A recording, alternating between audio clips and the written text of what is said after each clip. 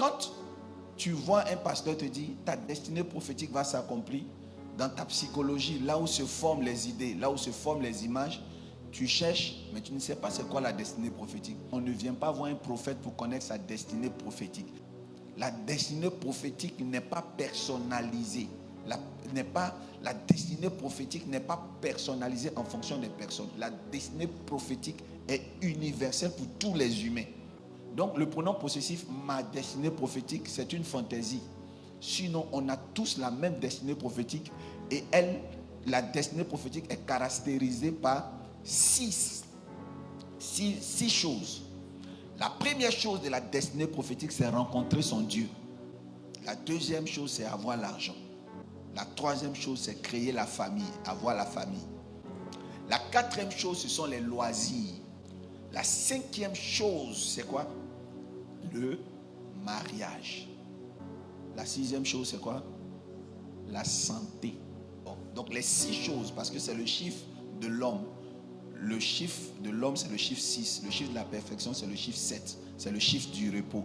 Voilà pourquoi quand on ajoute les 7 caractéristiques de la destinée prophétique, on ajoute la mort qui est le dernier sommeil. Mais je ne veux pas vous parler de la destinée finale. Je vous parle de ce qu'on va vivre sur terre avant la mort. C'est 6 choses. Quand vous venez sur terre pour rencontrer votre Dieu. Parce que quand vous naissez amnésique. Vous oubliez tout ce qui était dans votre passé. On appelle ça la pensée d'éternité. Vous l'oubliez quand vous naissez.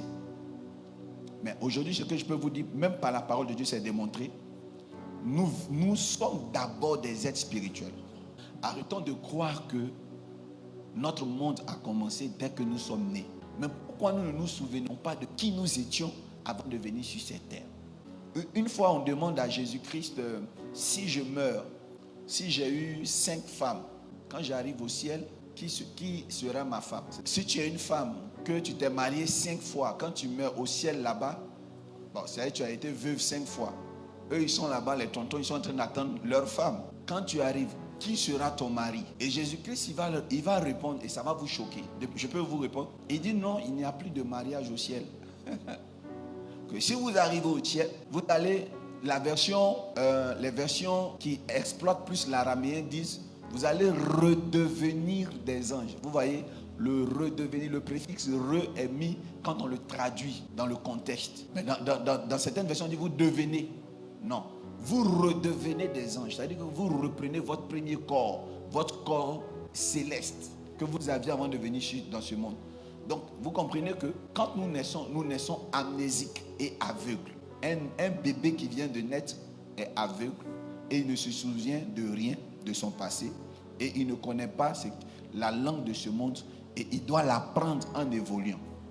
C'est ce que j'ai enseigné, que nous venons sur terre, précipités sur terre comme des anges.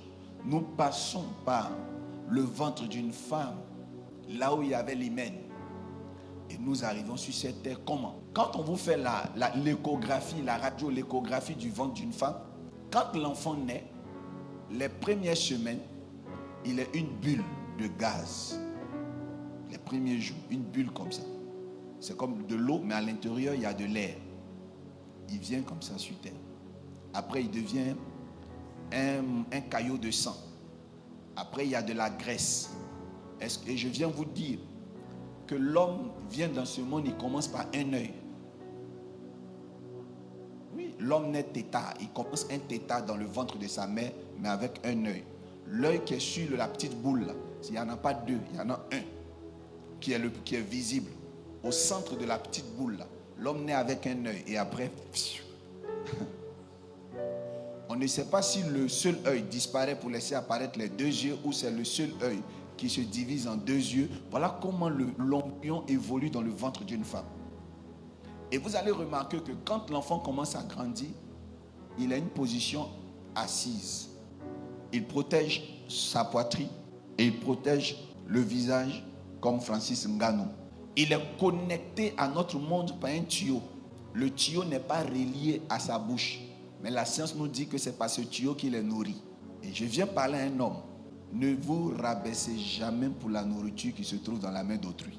Si les gens refusent de vous donner votre salaire, si les gens refusent de vous donner votre argent, Vous n'allez pas mourir, dites-leur, parce que quand vous étiez dans le ventre de votre mère, ce n'était pas par la bouche que la nourriture passait. Dieu est un Dieu mystique. Il y a une chose que vous devez dire aussi à vos adversaires. Quand vous êtes né, vous avez fait 9 mois dans un environnement aquatique. Vous étiez dans un liquide qu'on appelle le liquide amniotique.